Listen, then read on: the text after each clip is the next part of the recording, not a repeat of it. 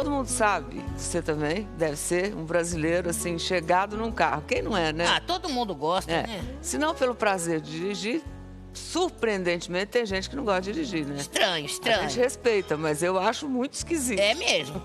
Né? O prazer de ir, acho que é a liberdade, né? Quando faz 18 anos é aquele sonho, né? Da adolescência. Parece que você... Ah, é muito bom. Com os 18 anos, parece que quando você tira a carta e tem um carro na mão, parece que tudo vai se resolver. Nada, É mesmo.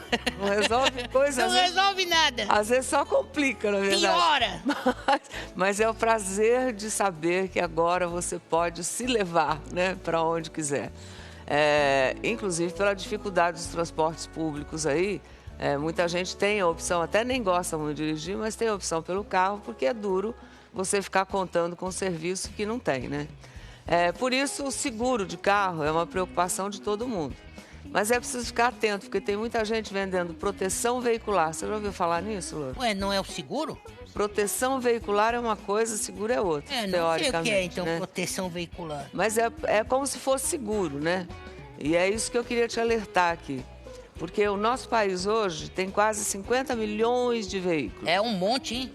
É um monte, mas não o suficiente, olha. Como assim? Porque isso dá um carro para cada 5 habitantes, Loura. É Então, ruim? É ruim, não é? Pra você comparar, tem números que são bem altos aí em outros países. Fica bem atrás, por exemplo, de países como os Estados Unidos, onde a marca é quase um carro por habitante lá nos Estados Unidos. Ah, mas é mais barato. Quase um carro. É mais barato. Então, mas vem tudo junto, né? É brabo. Mas, de qualquer forma, com 50 milhões de carros aí espalhados pelas ruas do Carro Brasil, pra caramba, né? é muito carro, né? O seguro é um item prioritário para quem tem carro, porque além dos acidentes, né? O que mais preocupa hoje em dia é a violência, a gente sabe disso, né? E a gente fez um levantamento aqui, só no primeiro trimestre de 2017, foram mais de 13 mil veículos roubados só, Caramba! Só no Rio de Janeiro. Eu, hein? Só aqui na cidade. 10 veículos por dia. Então, com isso, contratar um seguro por aqui pode ser quase 40% mais caro do que em outros estados. Olha aí. E no resto do país. Porque é fantástico isso, né? Roubam tanto, gente, que já é muito caro. O resto do país, um aumento de preço, você viu aí, de 11% foi nesse ano, né? E em São Paulo, embora os índices de roubo tenham baixado no primeiro trimestre, o número ainda é alto lá em São Paulo. Cerca de 6 mil por mês, em média, né? É muita coisa. E a estimativa é de que um carro seja roubado no Brasil a cada minuto. Então, olha, enquanto a gente está falando aqui, já devem ter roubado uns 5 carros por aí, né? Eu, hein? Então, os estados mais perigosos para quem tem carro são, além do Rio de Janeiro, que é o campeão de audiência, mas Goiás e São Paulo. Então, é Rio, Goiás e São Paulo. Na tentativa de economizar o máximo possível, muita gente tem optado para fazer aí essa que eu estava contando para o Louro aí, que é a proteção veicular. Proteção veicular, não é o seguro. Então, é como se fosse o seguro, tá? E a gente foi nas ruas para saber o que é que as pessoas estão fazendo para proteger os carros, né? Se alguém entrou nessa aí de proteção veicular, que eu vou te contar o que está acontecendo aí. Rodou. Teu carro tem seguro? Tem. Por enquanto, não. Hoje em dia, o nosso país está uma coisa muito complicada, negócio de assalto, de roubo. Seguro normal, muito caro. Eu faço o seguro que me dê uma cobertura, o máximo de cobertura possível. Já ouviu falar em proteção veicular? Não. É o tipo de um seguro também, né? Pro carro, né? É uma outra modalidade, né? Um outro produto que as pessoas também podem adquirir para proteger o veículo. É um grupo de pessoas que se reúnem para fazer isso. Como se fosse coletivo, né? Para sair mais em conta. Você acha que é tão confiável quanto o seguro? Acho que não. Por quê? Pelo valor, ele é muito abaixo dos outros. A proteção veicular deve ter uma cobertura um pouco mais limitada. Não é uma coisa muito atrativa, pela falta de regulamentação e que você não está totalmente respaldado quando acontece alguma coisa com o seu carro. As pessoas querem fazer, só que é o barato que sai caro, né? É uma coisa muito delicada, né? Se acontecer alguma coisa, quem vai te ajudar? A regulamentação acho que dá uma proteção, né? Sem dúvida. Se a regulamentação, se estiver regulamentado e legalizado, com certeza deve ter um órgão que fiscaliza. Se informar na hora de assinar um contrato desse é muito importante, para você não estar assinando e comprar gato por lebre aí, né? Pois é, você viu que tem Caramba, gente que não sabe, sabia né? que tinha isso aí. Algumas pessoas conhecem sobre proteção veicular. Conhece. Mas, na verdade, as dúvidas são muitas, né? Para você não comprar gato por lebre, presta atenção para saber direitinho o que é proteção veicular. Porque não é a mesma coisa que seguro de carro. Tá. A proteção veicular, gente, é um serviço compartilhado entre os membros de cooperativas ou grupos, como, por exemplo, associações de moradores de bairro ou de pessoas com a mesma profissão. Para a gente entender como funciona, um grupo de no mínimo 10 pessoas se junta e oficializa a associação com CNPJ e tudo. Primeiro, cada um paga uma taxa de adesão. Aí eles fazem o rateio da mensalidade entre os associados. Em caso de roubo ou dano nos automóveis daquele grupo, os custos são divididos entre eles. Por isso, a mensalidade vai alterando de acordo com os prejuízos. Esse tipo de rateio não é ilegal, desde que as pessoas façam mesmo parte da associação, né? Entre os itens oferecidos por uma proteção veicular está a facilidade de pagamento, porque pode ser feito com um número maior de parcelas do que no seguro comum. E foi isso que atraiu, por exemplo, uma costureira chamada Mônica Ribeiro, só que... Pronto. Quando o carro dela foi roubado... Tava bom demais. Quando o carro dela foi roubado, a dor de cabeça começou. E nós soubemos disso e o Felipe Schuh foi lá conversar com a Mônica para entender como é que ela entrou nessa proteção veicular, enfim, qual é o vínculo que ela tinha com isso. Rodou. 2 anos atrás, a Mônica, que é costureira, depois de trabalhar muito, né? Realizou o sonho de comprar um carro zero.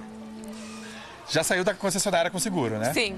Um ano depois, quando o seguro venceu, ela resolveu procurar uma alternativa mais em conta e seguiu a dica de um amigo do marido. Como tem um carro também, comprou um carro e botou nesse seguro, né? Entre aspas, vamos botar assim, né?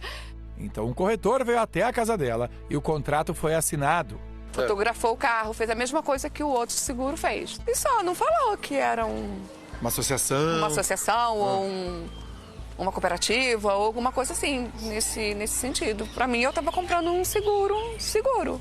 E aí também vocês não leram tão detalhadamente não lemos o contrato, que é grandinho, olha.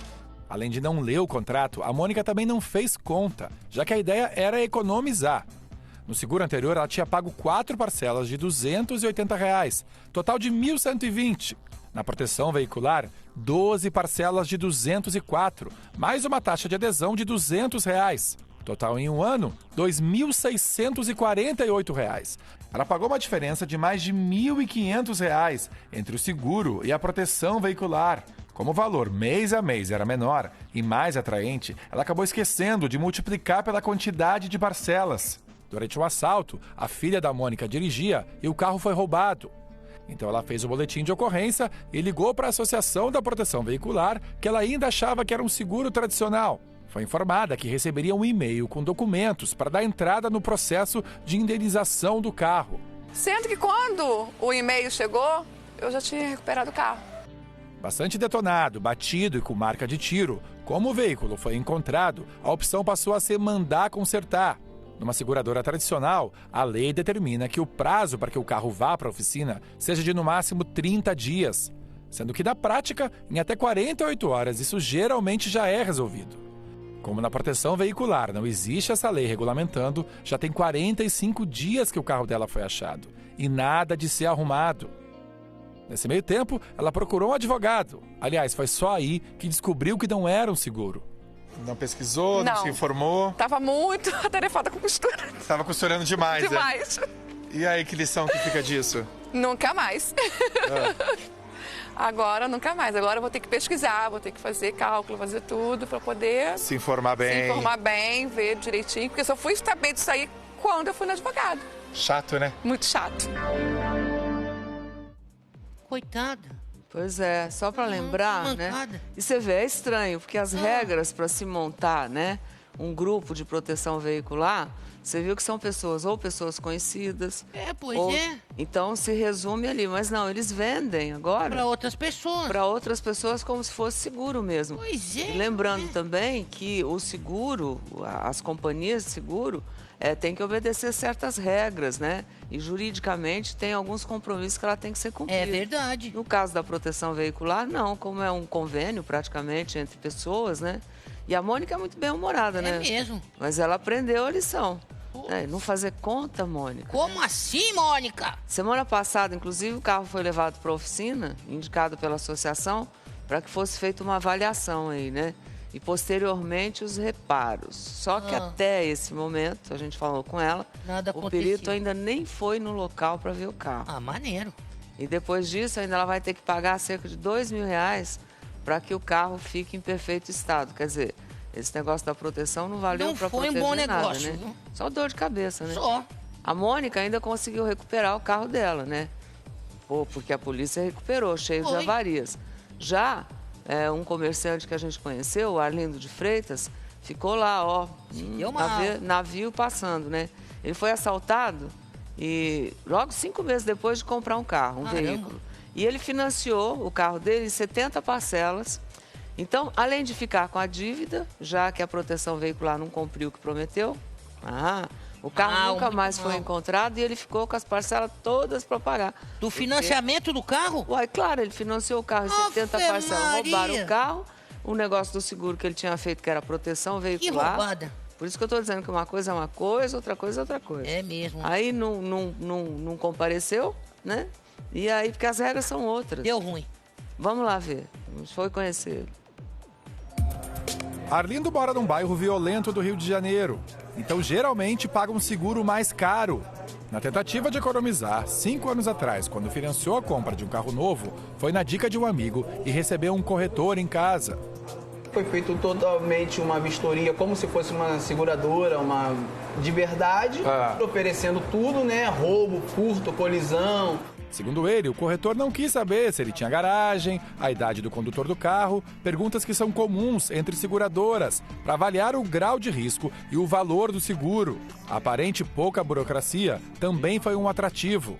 Acabou nos colocando água na boca, né? Pelo serviço, ele pagou uma taxa de adesão de R$204 e assumiu uma mensalidade de R$183. Até que um dia, na porta de casa, o gesto dele já diz tudo. O bandido apontou a arma e ele entregou a chave do carro. Na porta de casa mesmo? Na porta de casa, 3h30 da tarde. 3h30 da tarde. 3h30 da tarde. Levaram. Foi aí que começou uma enorme dor de cabeça. Depois de fazer o boletim de ocorrência, o Arlindo foi ao escritório da tal seguradora, que na verdade era uma associação que vendia proteção veicular.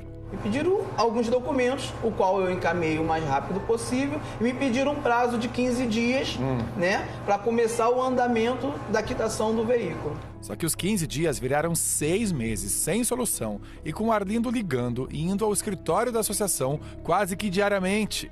Até que um dia deu com a cara na porta. Não existia mais. Não existia mais, não tinha mais escritório regional no Rio de Janeiro. A partir daí, ele passou a ligar para o telefone da central em Minas Gerais. Muitas vezes não era atendido, muitas vezes o telefone só toca e ninguém atende. Aí depois de 7 meses do roubo e essas idas e vindas, telefonemas, e-mail, ele recebeu aqui uma mensagem dizendo que eles assumiriam o pagamento das parcelas, que você precisava continuar pagando o carro. Sim. Só que isso não aconteceu. Nenhuma das parcelas de R$ 1.153 foi paga e o Arlindo ficou com o nome sujo. Você trabalha com comércio, né? Teu nome sujo... Nada feito, me impossibilita de comprar nos fornecedores, no crédito no banco. Resultado, ele voltou a pagar as parcelas, sem nunca ter tido carro ou qualquer centavo de volta, e 3 anos atrás deu o caso como perdido. Quanto você perdeu nessa história? Acredito que hoje em torno de R$80 mil. Que situação. Caramba, é muita grana. Mas você vê? Coitado. Era legal até você aí que tem, de repente, não sabe direito, né? Que tipo de seguro você comprou, né? É mesmo. É legal você dar uma olhada aí na sua apólice, pelo menos você vai se prevenir, né? Vai se informar enquanto é tempo. Antes de entrar numa roubada dessa, né? A nossa produção tentou entrar aí em contato com a associação que vendeu a proteção veicular, o automóvel dele. Mas dos 4 números de telefone informados, 3 são inexistentes. Bacana, hein? E um deles, até o momento, só deu sinal de ocupado.